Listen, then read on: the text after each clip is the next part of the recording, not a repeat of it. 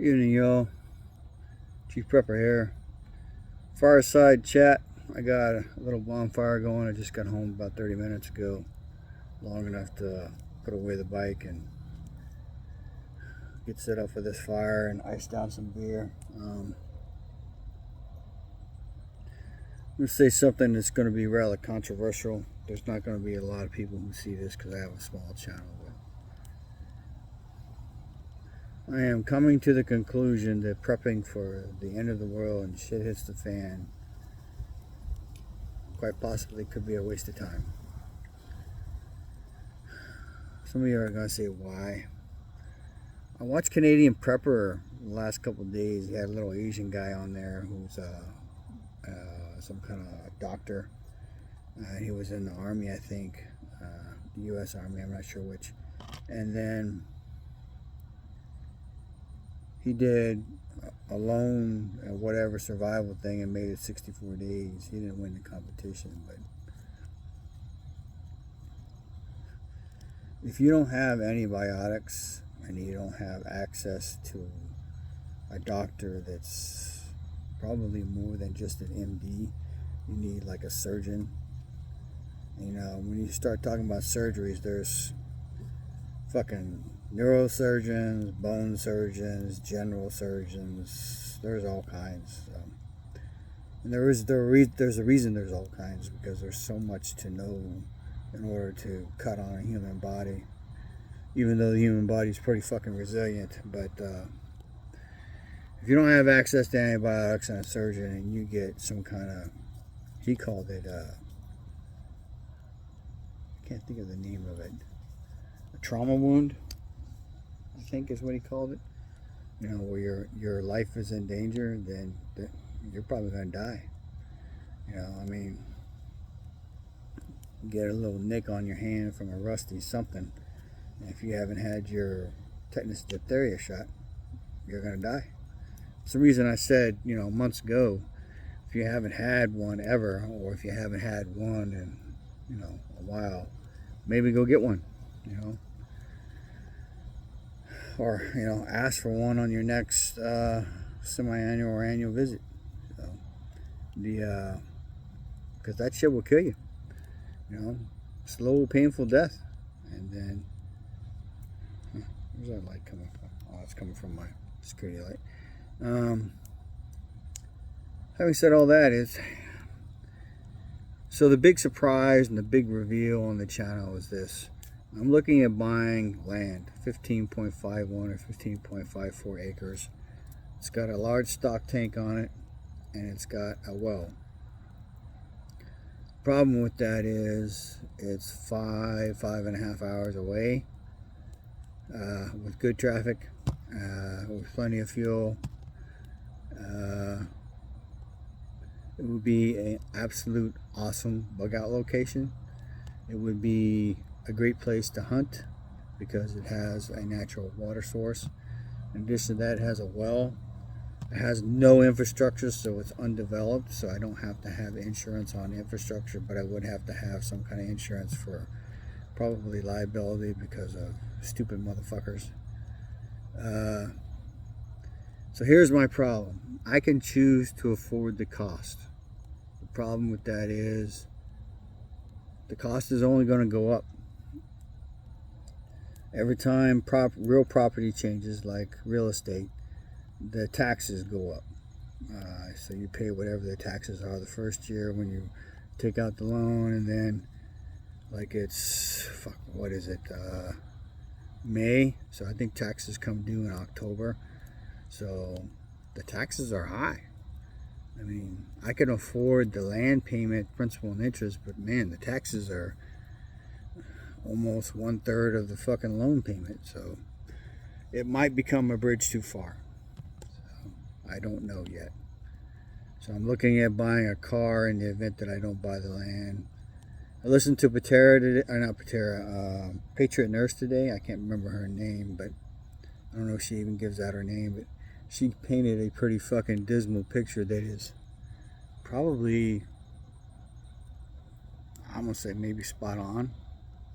You know, they can't let Trump back in. And at this point, I think if they assassinate him, you know, if he has, quote, an accident, I think they already know there's going to be some kind of uprising. So all they can do is make it so bad that when he becomes president, and then schedule events to happen that will make him look bad or cripple his presidency, then, I mean, think about it. Patriot Nurse said that the Fed's gonna wait to lower rates until after the election, maybe after the swearing-in ceremony, so that they can make Trump look bad. They're gonna crash the economy, possibly collapse the economy. You know, we're already well on their way to that. You know, it could get to a point where if you ain't growing your fucking food and raising your animals, you ain't gonna eat. You know, I've said over and fucking over on this channel, the definition of rich is going to change from people who have fucking money and nice cars to people who have the very minimum, very basics to survive, and that's food, water, shelter, and security. Now this acreage is out in the country a ways, like a ways. It's like an hour, probably an hour from Abilene. It's north of a city called Merkel, and but there are 3 houses around it. So I'm guessing that one of those houses probably owns the property, and they may be feeling the tax squeeze. So what I have to decide is, between now and when I go up there to look at it on Sunday, June 2nd, is do I want to jump off the fucking deep end? While my dad is alive, I have access to his money. I told my wife last night I need to make it work for us. We're fine. Realistically, we're fine for up to $1,500 a month. Right now, it's looking like the price of the property is going to be $1,200 a month. And we'll still have money left over to do stuff. So, I don't know what I'm going to do. You know, it's big decisions.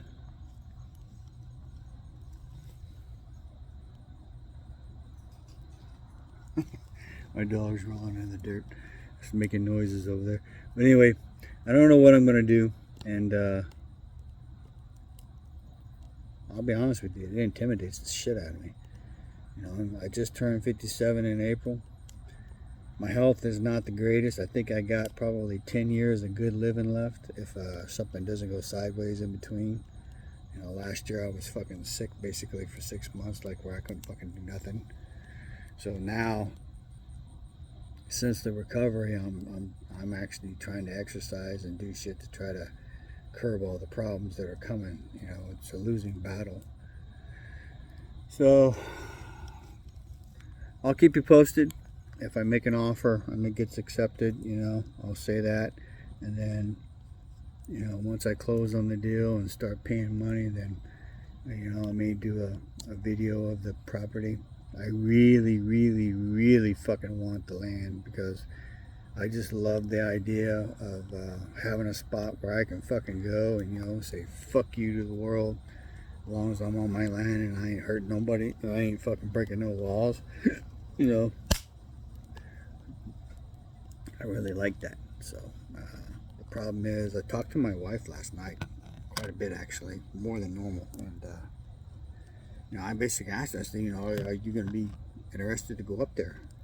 Now, right now, because I'm taking care of my dad, my options to go up there would be very limited. After he's gone, sadly, you know, and that's coming. It don't matter what I do, don't matter how good or bad of a job I do taking care of him. And you know, I feed him 3 times a day, make sure he takes his pills morning and night, make sure he takes a bath on a regular basis.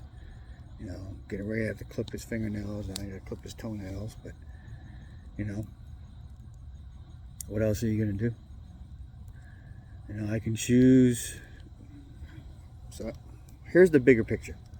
My dilemma is, do I choose to spend the money for the land, and then I create another burden, another responsibility, and another requirement, because I'm going to want minimum a carport.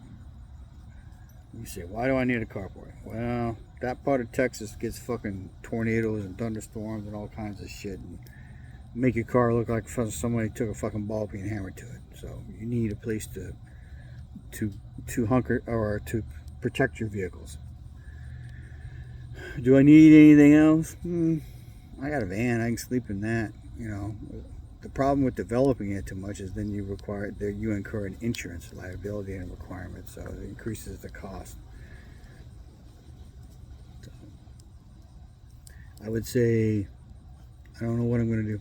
Big fucking decisions. And tomorrow I got to go in and talk to a car dealership because I told them I'm interested in the car, but I'm basically gonna make them give me their best offer. They've already done it once, but I'm gonna make them do it again.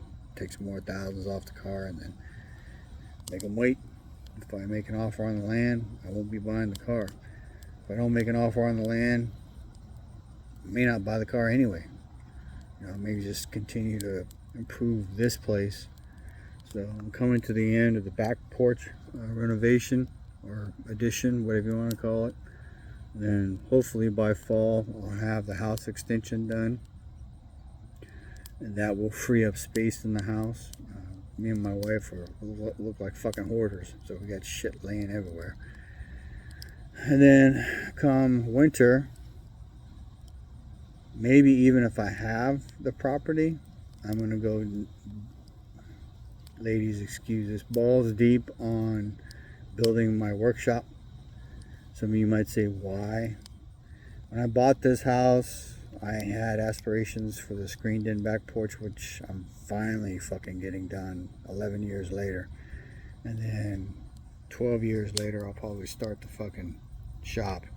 Problem in Texas is, like right now, it's 11 o'clock at night and it's fucking 80 fucking degrees and I'm sitting here sweating. So during the summer months, it gets so hot that you can't work. At least not outside, not during the day. All right? So I don't care who you are. You can do it if you're a young guy, but man, when you get older like me, shit doesn't work. Been riding around all day on a Harley, literally. I ran errands on the Harley day, went and visited my mom and grandma's grave, and went by our military surplus store and picked up some fucking steaks for the shelter house I have, you know.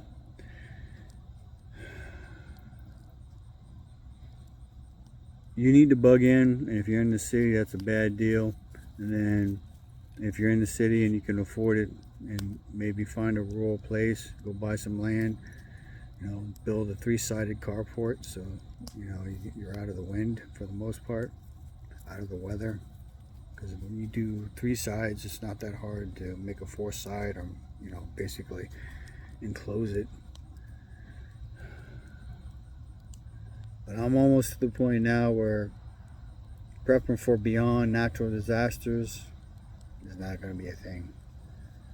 I mean, because if you realistically think about it, if you're not already an outdoorsman, if you're not already a fucking, you know, hunter and fisherman, your ability to catch fish, and gut them and clean them and eat them, or kill wild prey and do all that shit, and not to mention, you know, eating meat is great, and you require it as a carnivore. We're omnivores, but you know, you got to have some vegetables too. And that part of Texas is suck ass on water, so that's why when I've been looking at land up there, and I've been doing most of the looking online, I want a stock pond that doesn't go dry in the summer, and a well.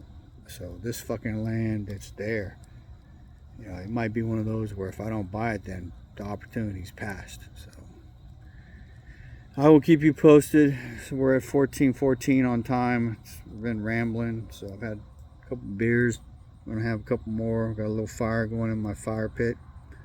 It's Thursday night, so I actually fucked off all day today. I didn't really get anything done. I got a very minor prepping done when it comes to the tent stakes for the shelter house. That's just was on my list. I redid my list of shit to do for this year. It's way longer than it was. So, and there are things that are on that list that probably won't happen because it's just not enough funds in the bank, not enough hours in the day, not enough time to get everything done. So keep prepping, because I would tell you there were tornadoes in Texas, tornadoes in Oklahoma, tornadoes in Iowa. All those fucking people are hurting bad. You know, now tornado blows away your preps, then you lose out. But if you live in a tornado-prone area, then you should have some kind of underground storage. Is what I would tell you, and that's probably going to go on a list for me here for a just in case, because we've had some fucking tornadoes in the area. If not tornadoes and high winds, I mean like a mile and a half from me, they fucking blew down 4 fucking really tall fucking electrical poles, blew them down on the road. So said it wasn't a tornado. Well, what the fuck was it? So they said it was a straight line wind gust. I'm like, okay. But yeah, I'm over prepping for the end of the world, because you ain't gonna make it. Even if you got a mag, you ain't gonna make it. You got a mag of 12 to 15 to 20 to 30, then okay, you're making it. And then what happens when a group of 50 or 60 show up? Yeah, you're gonna kill a bunch of them, but they're probably gonna kill a bunch of you. So unless you can get to somewhere that's really remote and you have water and you have food, you ain't gonna make it. And even if you got all that shit, then if anybody comes across you, they're gonna fucking want your shit. So like I said years ago now, if that ever happens, every fucking encounter you have with a human being is going to be a fight to the death, probably. And you're only going to win so many. So, yep, we're at 16 plus. So anyway, information is knowledge and power. Live a little, prep a lot. I'll do another video. Well, fuck it, I'll talk about it now. I went listen to Prepper Nation to John, and he talked about the younger generation, how they're fucking crashing the system on purpose, because they ain't interested in being part of the system. And it's easy to do that when the system supports you. But you need to understand something. You need to read the fucking history of when Stalin took over Russia. Millions of fucking people starved to death. When you vote that shit in, you can't vote it out. And guess what? You don't decide what half is. And you don't decide what fair or what right is. Please remember that. You know, I ain't gonna tell you the system is great, but the system is definitely something you can work with. Because guess what? Because he talked about how the young people are looking around at the allied trades and stuff, and you know, the people are all broke dick and physically broken from the years of work. Even if you don't work, your body's going to break down.